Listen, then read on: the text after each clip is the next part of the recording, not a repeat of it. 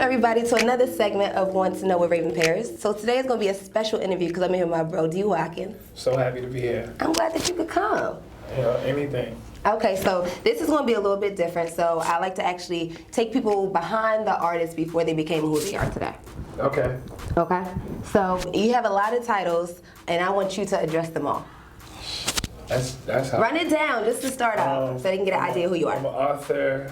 A New York Times bestseller author. New York Times bestselling author. Okay. College professor. 2 books. Most importantly, a mentor. I'm also a television show creator now. We're taking meetings next month. I'm excited about that.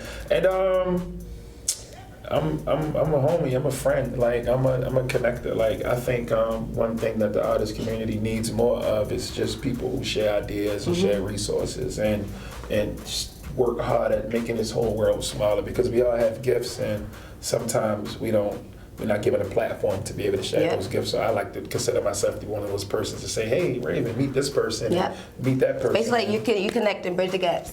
I try to. You do. And we try to create that culture too, because like there's one thing to do it, but then you got to talk about it as well. Like people do great things, and a lot of us are, I'm a modest person. Like all jokes to the overhead, I'm really a modest person, so I don't really. It's hard for me to even sit here and talk about titles and all that, but I think we do have to talk about the stuff, the positive stuff more, because it creates that culture. Like Kendrick Lamar gave all this money to the school, and Crenshaw, and somebody asked him about it, and he was trying to like, don't say it, don't say it, don't say it, and I'm like, I feel you, bro, because that's the godly way to do it. But if other people see him doing it, then maybe they'll do it too, and then you create that culture. So. And it also changed the narrative of who they may think a rapper is or an author, especially by you being from East Baltimore. They may not even look at you and know that you have all these accolades behind it, and you're lit. Yeah, so I try to I do a lot of school visits, and that's where I get a chance to really, like, quote unquote, flex. Like, because I try to let the kids know, like, yo, I walk these blocks and I roam these halls, and I've got a chance to work on a film with Jada Pinkett and Will Smith Company's Overbrook. You know what I'm saying? And I got a chance to do some cool TV stuff and write some stuff and meet some people and. Wait, you're giving too much. Oh. So wait, y'all. I try to go to the schools and I try to let the kids know that it can happen. Okay, so I'm gonna start and you finish, okay? Okay. First, so I grew up blank and my blank raised me. I grew up in East Baltimore and my block raised me. For real? Yeah, multiple blocks raised me. And I say that because like nobody is really raised by a person when you grow up in poverty. Like you always need, like you pull from grandma, but then you pull from your siblings, then you pull from people in the neighborhood. Some of these people doing street stuff, some of these people are working everyday jobs, some of these people are junkies, but you get little bits and lessons from all of them. And I try to take all the good stuff and then I try to use it throughout my travels. So I was, I love my mother. Okay, was your parents around? I love my father. They did their thing. Okay. You know what I'm saying? We wasn't the Cosbys. You know what I mean? But they definitely played a role a bit. Well, they had to do it so I could be born. So I guess they did that.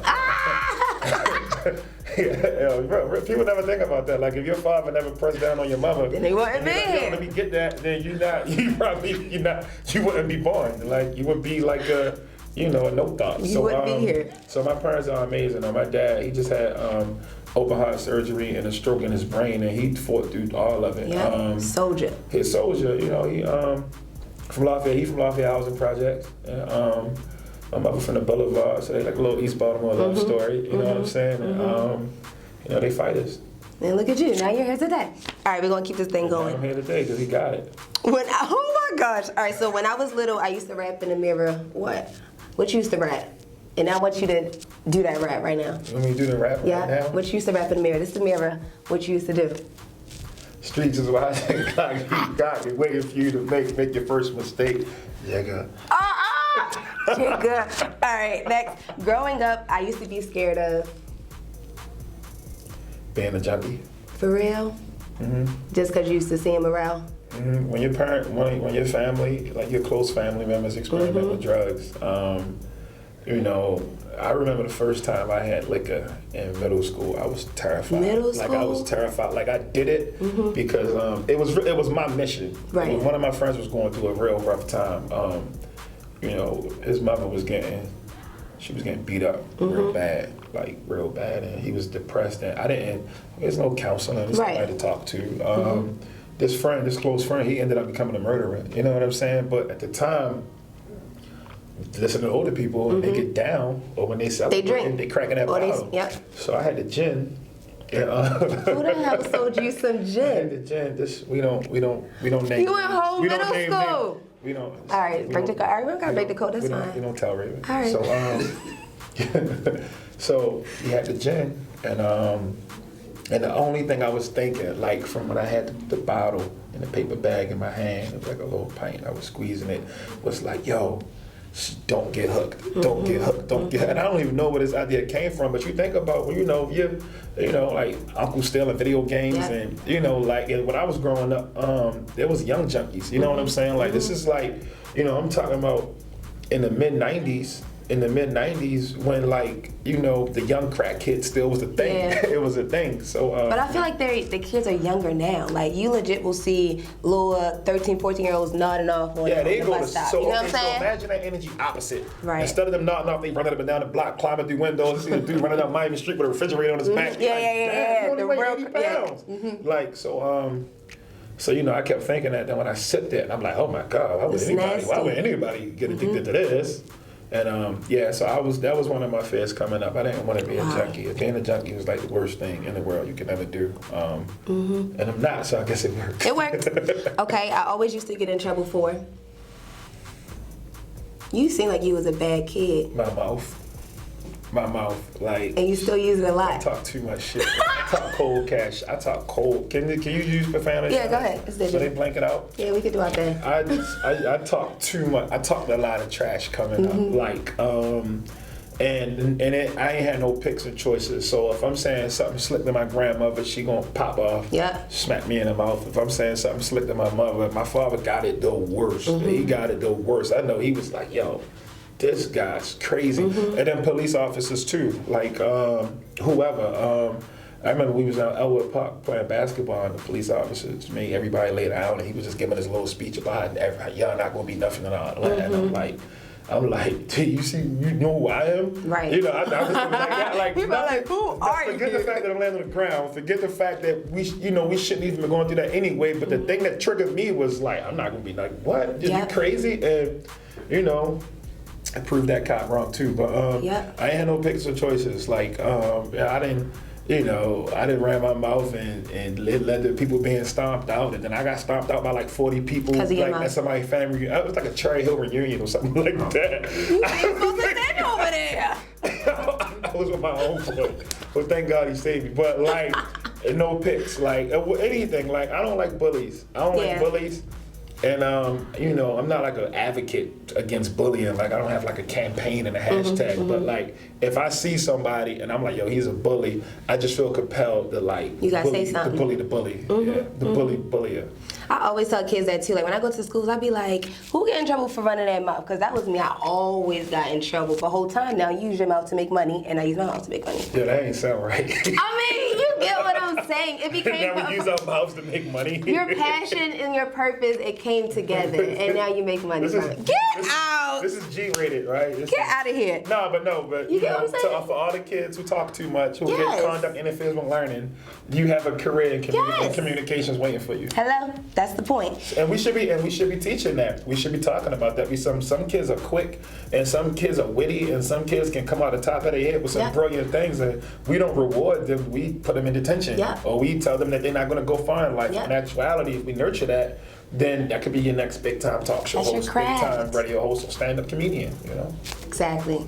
So if I could have a superpower, it would be what? To become invisible. What you want to see? No, I don't want people to see me. So like, say if I'm walking down the street and like I bump into somebody that's annoying, I just want to be like as soon as they get like arm's length, I want to be like disappear. Yeah. And then when they go away, I'll come back. Okay. Last, I am most proud of. my family, my new family. My family and my new family. I'm excited for it too. Because I feel like, you know, in the relationship that I'm in, we have the opportunity to start our own traditions and like our own vibe and our own wave. And my family didn't really have like a family traditions, unestablished culture, you know. I might be OD with it. I'm thinking about having a family crest design, like a little logo for like a doormat and sweaters and shit. You know what I'm saying? Hey, like, do it. But y'all gonna have the Christmas cards, I want us to have our own, like our own little existence, because I feel like I didn't have that. And you know, her family has some traditions, but I feel like we can one up them. You know what I mean? We can take them to a higher level. You know what I'm saying? And I'm excited about that. I'm excited for that too. Money and success and all that stuff is cool, but like, you know, I'm not rich, but I've made enough of my life to know that it doesn't really feel like anything to buy a nice car or to buy, you know, whatever, first class flights, trips, anything that like the top 5% has enjoyed. You know, the novelty wears off of everything, and I think we get lost in that. Like we get so lost in it. So, you know, but the moments where like y'all, when you took a trip with that person you care about, you or remember that. when that person you care about walk in the door with that takeout and you like, oh, I'm fucking barking. You know what I'm saying? Like, and y'all eat the food and laugh and shit. Like that little stuff is like, so I D-Day. You remember those forever. But this is the stuff that you eating good. This is the stuff that you know, that you care about, that you think about. Stuff that you miss when you like, you know, like I go on the road for long amounts of time. You know, I could potentially be gone for like a month and stuff like that. So like if I'm home, you know, or when I'm gone, that's what you carry when you're gone. I agree. So congratulations, you just was on the Breakfast Club. Oh yeah, thank you. You're welcome. You know they don't give you any breakfast. They don't. No. You're just there in the morning doing breakfast time. Yeah, I thought it was like a club. Like y'all sat down and you know Charlamagne made the eggs and no, it does not. It's not that. No. But I say congratulations because everybody from the outside normally just see a bunch of like. Everybody going there is verified, and Baltimore was in the building you went and represented, so I say congratulations for that, because not a lot of people actually get to make it to these platforms that you get to go to. Yo, people don't even know what it take though, is what's the funny part. Can we talk about that? Let's get into it. So check this out. I sold a book to Simon & Schuster, which is like Atria under Simon & Schuster, which is one of the top 5 publishing agencies in the country, but that don't mean anything. They had a girl who was working there who did PR named Tasha. Shout out to Tasha. Who they got the company like did some downsides and they let her go. Tasha does a book club with Angela Yee. Okay. So before when Tasha was on the team to promote my book, they was like, you know, we let Tasha go. So I'm like, damn, Tasha do the book club with Angela Yee. That was my way to get into the book club. Yeah. So I hit Tasha up and was like, yo, I'm sorry to hear what happened. If I can do anything, let me know. So she was like, oh, it's all good. You know, I'm still going to try to do that book club thing with you, with Angela Yee. But if you can do something for me, write me a letter of recommendation. So I'm like, damn, that's crazy. I don't even know you, but I just said if I can do anything, let me know. So I'm gonna write it, and then I'm gonna holler at my homies who write us too, so we can try to make sure this black lady, she's good. You know, so I wrote the letter. After I wrote the letter, I think that was her first time seeing that, like how real I was, because I think they come across a lot of black people that's like, so one of my titles is public intellectual, and I get booked to go speak in universities about really big ideas. Right. And when you meet people like these bookie, like, you know, academic people, a lot of times they not the most genuine people. They just care about their books and their numbers and like their little articles and stuff like that. And you know, so I think I kind of caught her off guard with that. So they did the book club, and their book club was on like a rainy day, and not many people ain't pull up. But Angela Yee was there, and she liked my book, and she went and bought my other books, and she liked my work, and she invited me on the show. So Angela is so real, and she keeps her word. She invited me. She was like, "Yo, I'm coming to this party. Come to this party." And I'm like, "Yo, I'm gonna swing past, but I gotta go." And she was like, "I'm inviting you on the show. Come on, you gonna come on the show?" And I'm like, "Yo, so you like your people gonna reach out to me, or how's it work?" And she's like, "Nah, take my number, text me, call me, we'll set it up." So I'm like, "Bet."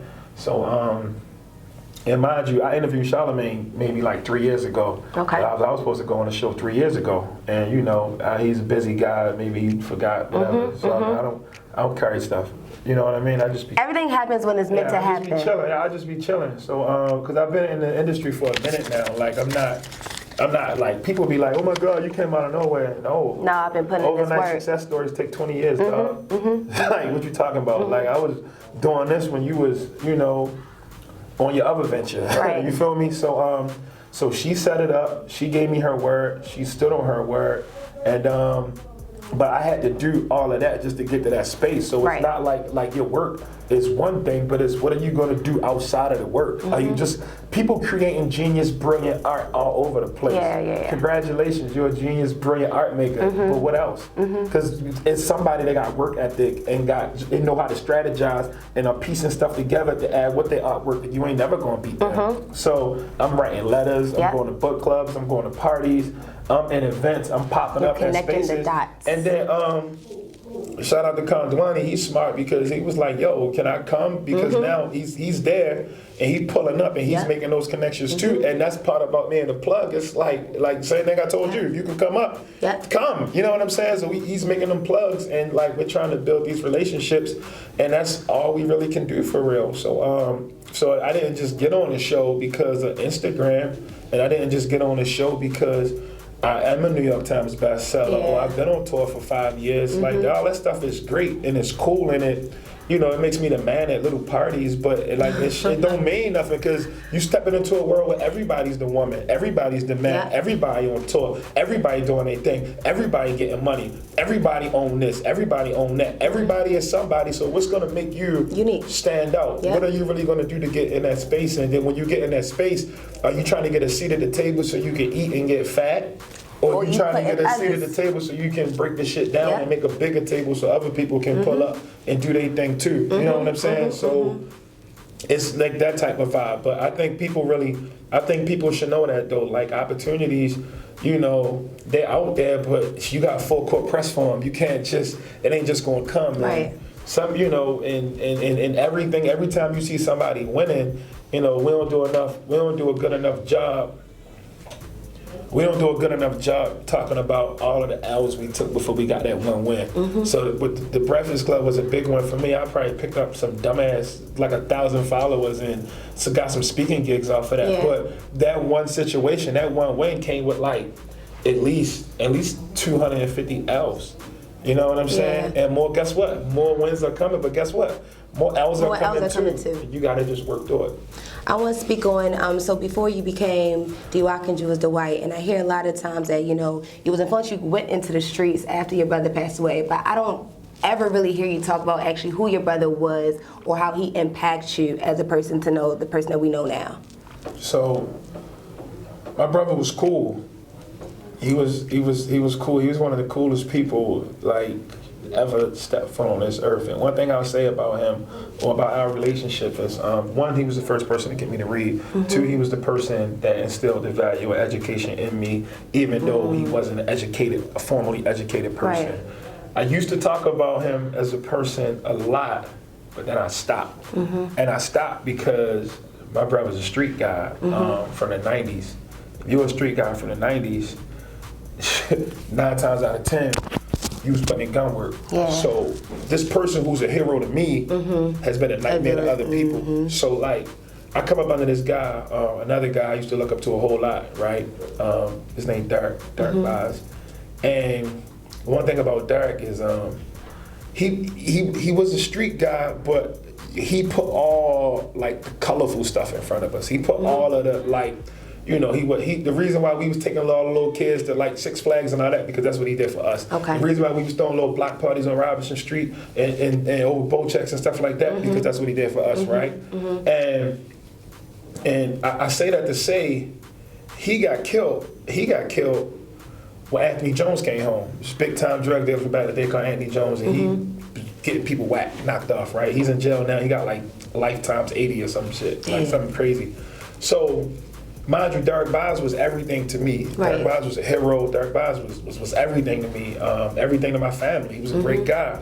So he gets killed by this guy. So now I'm getting older and I'm growing up, and I get into the book world or the film world. Somebody come to me and they're like, yo, we want you to do this little film on Anthony Jones. And I'm like, that's crazy, because that dude who's like a hero to y'all is not a hero to me. You know what I'm saying? That's me getting kidnapped. That's me going through like a lot. You know what I'm saying? So whatever happened, that's the past. That's not my life. But the way I thought about that is the way I thought about. That's the way I think about my brother. Like.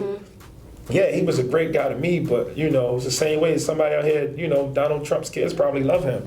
You see what's happening to the kids at the border. They're getting separated from their parents, contracting all types of wild diseases, being beat, molested, and tortured under his rule. You feel me?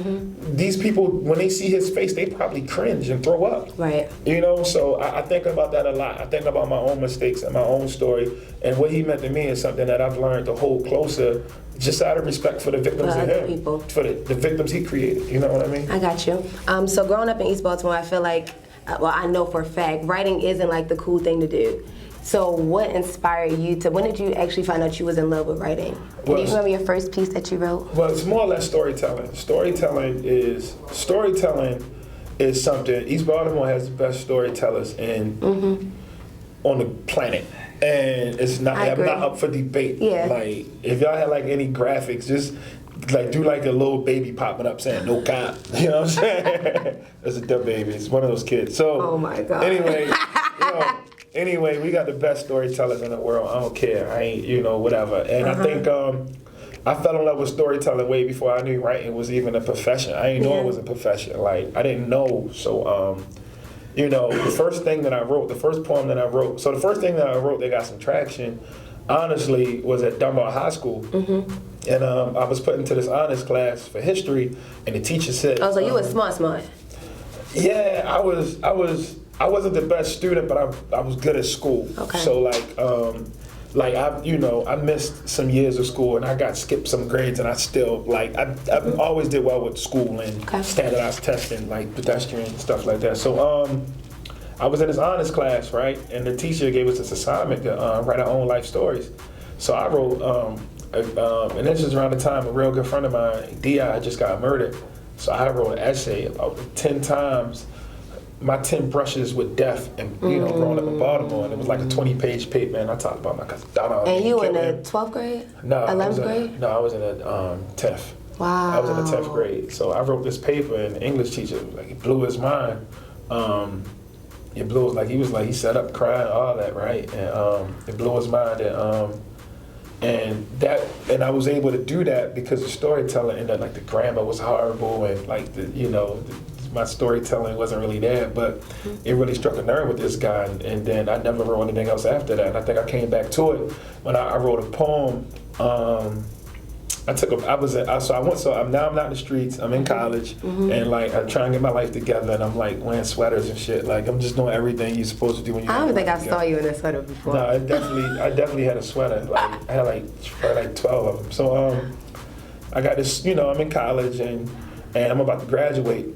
So I took and I'm a history major, but I took a poetry class as an elective, and the teacher was like, "There's 2 rules: no rhyming, and don't center it." Right. So I broke both rules. I rhymed and I centered it the first one I passed in, and it was this poem about girls and how you could just buy them, right? And I was So you was writing poetry? I wasn't in I still do, but I wasn't in a bitter place, but I was just writing a poem making fun of how I'm meeting these girls that are for sale, which was weird to me. And I mean, I understand people need to eat, but the whole class laughed at the poem, and they thought it was a joke, and they took me as the guy that was a joke, and I got offended, real offended. So I started studying poetry, and I read Langston Hughes' everything, and I read Nicky Giovanni, and I'm picking stuff apart, and then I'm going all the way back to Rumi, and and out beyond tradition and normal ideas. There's a feel, I'll meet you there, or when I'm with you, we stay up all night. When I'm alone, we stay up all night. I thank God for the 2 insomnias and the differences in between them. I'm really reading and studying and reading and studying and picking stuff apart. And memorizing it. So next week I come back to class yo, can I go? And they nah, we had enough of you last week. You can go next week. So I came back next week and I wrote this poem. I wrote this poem, like a lyric poem about rolling dice. Blew everybody away. The whole class loved it. I came back with a Squeegee Boy poem, and I published both of them in a school magazine, like without even Hey, asking. Squeegee Boys was popping back then? Squeegee Boys been going on since before windshield wipers came out. That's where they came from. When people didn't always have windshield wipers. So back in the day, like maybe the 50s or something. I don't know when windshield wipers came out, but I'm pretty sure a black person invented it. But I don't know who windshield wipers. Because that's still like something a black person invented. Sure. Because they always probably was like, Toby, get the window. Right. Get the window. Right. Toby, like, you know what? Got some shit for you. I wrote a poem about squeegees. You didn't see the 30-year-old squeegee man that you see now. Back then, it was really a job. It was a job for boys. That's why I get mad when I see a dude that's like 42, and I'm like, cuz you putting a little kid out the corner, man. Get your dusty ass. You know what I mean? Let a kid do that. So, but I wrote a poem about squeegee boys, and I wrote a poem about rolling dice, and they both went crazy throughout the whole English department. And like, as I was graduating, they was inviting me to the MFA program. Like, can you just study writing? And I'm like, and it didn't really click for me until I had went to Hopkins. I had got this scholarship to go to Hopkins to get my master's in education. And then they was going to put me into this PhD program as like a joint thing. But while I was at Hopkins, I was dibbling and dabbling with the writing more and more. So after I graduated, I went and got in the MFA program.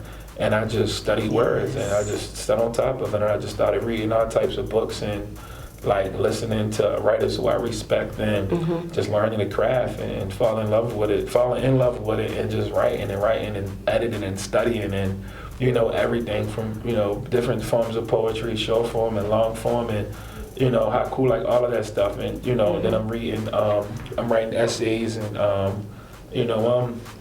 I was gone. Like, if you weren't talking, gone in the writing world. At this particular time, if you wasn't talking about books, like, you know, I probably wasn't really hearing a lot of what people were saying. I probably damaged some relationships. It's cool. Still be okay. Because your career is now where it's at because of you actually perfecting your craft. And I want to ask. You know what's crazy? I'm not even perfect. Like, I talked to this other dude who was a writer, and he was like, "Yo, I didn't really get good until I turned like 68." And I got respect. I get it, like, cause what I wrote like 5 years ago, nah, dog. You look at it like it's trash. Nah, it can't shake. Nah, like it's, you know, your old stuff has its value and it's good in a different way. But if you're a person, it's kind of like if I went to the gym every day, how I look in 2000 is not how I'm supposed to look in 2015. If I go every day, by 2015, I should have veins in my neck, trapezius muscles and little nose muscles, and I should be like busting out of them fake phony 50-cent tank tops. I should have like 80 of them. I don't know what his tank tops are called. I feel like he's the only one. You remember these tank tops? Yeah. They were very weird with a weird strap. Yeah. He's an interesting guy. He bring a boot cut. Oh my gosh. So I want to go into some of your essays on the salon that you actually. Okay, so the first essay I want to talk to you about goes by the following. I used to think we needed to leave the hood. Now I think we need to buy it. So I want to know exactly, what were you thinking when you decided to retell the story that you and Bug had? And why did you decide to publish it? I just think that why should we be fighting to stick out like a sore thumb in somebody else's community when we have all of the resources available to own our own? And I think that people in power and people with money should promote home ownership, and they should promote owning things, and they should promote, they should put resources into our community so that we can experience wealth, and we can start our own journey towards generational wealth. And like everybody else, especially from this city, we sick and tired of seeing people who look like us be gunned down. You know what I mean? Yeah. So we got to do what we can do to fight against it. I'm real big on mental health, right? I'm a social work graduate, and you did this piece that was so vulnerable, and I feel like a lot of people don't realize the amount of like people that are born in certain areas battle with the same PTSD that veterans and people that's in the war experience from seeing different deaths and just seeing real life stuff every single day. So when you did the piece, the problem with therapy is for white people, you say, how can I help change the stigma if I don't want to confront the untreated trauma of my own past? So before we even get to the article, I gotta ask, like, when is the first time you remember experiencing a death nearby? Like, and how did that shift your train of thought? A dude got killed on my grandmother's steps when I was like 5 years old. And like, you know, the little area where we kicked it at and where we spent our time at was just flushed with blood. And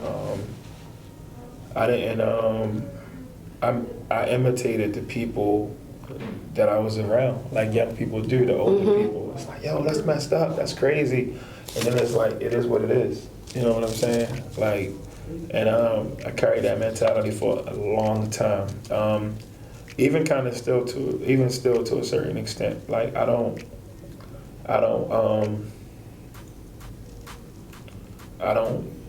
walk around, you know, I don't deal with death the way I probably should. I don't, you know, I'm not gonna post 1,700 pictures, and I'm not gonna be like on Instagram live crying, you know what I'm saying? I'm just gonna be like, yo, man, that's messed up, you know, what's on my agenda? And that's so cold. You take it and you keep going. It's cold, but I don't really have a lot of coping mechanisms. Like, you know, I've never, you know, I thought about talking to somebody, but I don't know, like I got a trust issue, like, you know what I'm saying? So I never made it. So we speak on one part. You said, my gut is telling me to lead by example by taking the steps I think my family need to see in the effort to get them to address their own illness, but honestly, I don't want to open up those doors. So you confess that you haven't went to go see a therapist, but what are some things, like, I feel like, when did you acknowledge that these were even some things that you battle with mentally? Like, I battle personally with depression, so when was that moment where you acknowledged, like, okay, I mentally may be dealing with something? I had lunch with a congressman not too long ago, and he's a congressman in Baltimore, and he told me where he's from in Massachusetts. If you fall down and scrape your knee, you get therapy. And he was talking about like how it's a part of their culture, and how like the people who he grew up around, like in him, like they see the benefits of it, like they get it. And the way I see the world and the way other people see the world is just not the same. Right. And we deserve to be able to see it in a better, more healed light, and we don't. So you know. I realized at that point, but even before that, we live in a culture right now where it's becoming more acceptable in Black communities, and I hope it becomes part of our culture. But again, me saying that and not doing it, it's not fair. You know, it makes me look like a person who just says things and don't do that. I get it. So obviously we said that you haven't took yourself over the ledge. So what are some of the things that you have done to help get through these tough times where you are feeling like shit? You know what I'm saying? Like, what are some things that you've done to help actually just get through those hard times?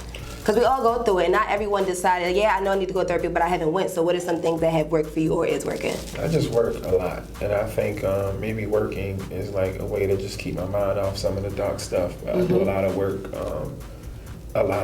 like... You keep yourself busy. I keep myself busy, but one day work is going to slow up, and I'm going to have to deal with it, and, you know, I'll cross that bridge when I get there. Okay. So you do this thing called Salon 5, and you put up... So I want to do Salon 5, but it's the Raven Paris edition. Okay, before we get out of here, right? Remix. Yes, remix. Next 5 favorite music artists. 5 favorite music artists.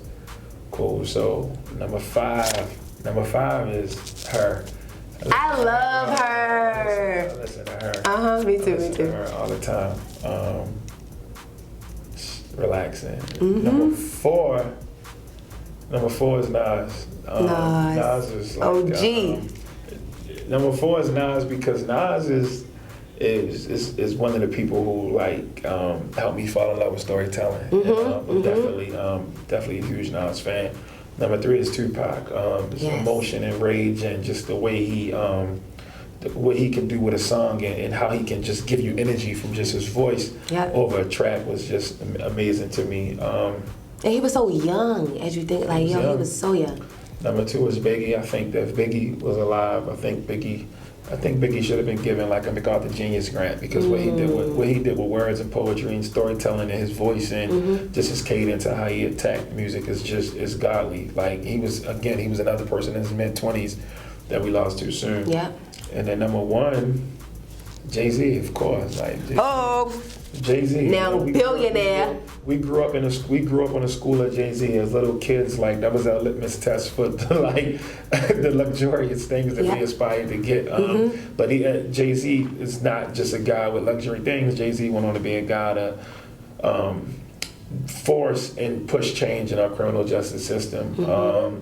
show a lot of love and be an example for a lot of young rappers as far as what they do with their money, and even bailing them out of situations, like what he did for Wayne and what he did for 21 Savage, and also what he did for fathers on Father's Day, and Beyonce with the mothers on Mother's Day. So they are like that real accessible, gritty, come up type group of people who who are young people. They're giving our young people something to see more than just some of the negative things they get associated with rap music. Yeah, I agree. Big shout out to them. 5 people who's impact your life the most. Number five, my dad. My dad can talk to anybody. He can walk in the room, he can set the whole room on fire. So definitely number 5, go to him. Number 4, Dark Vibes, the king of cool. You know, he showed me how to really,